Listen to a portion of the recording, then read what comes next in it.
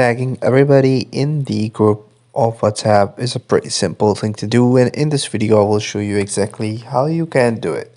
So before wasting any time, we should dive right into the video. So if you're new to the channel, make sure that you like the video, comment under the video, hit the like button, and don't forget to subscribe to our channel and hit the bell icon so you won't miss any future updates.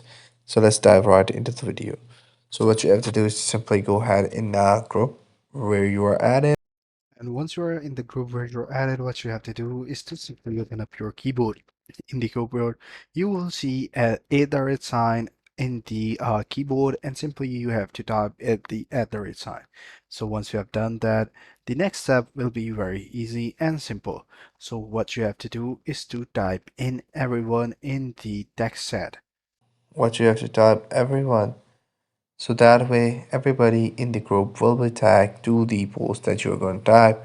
So that's how you can do it. I hope you find this video helpful. If you do, please consider subscribing to our channel. Take care. Bye bye.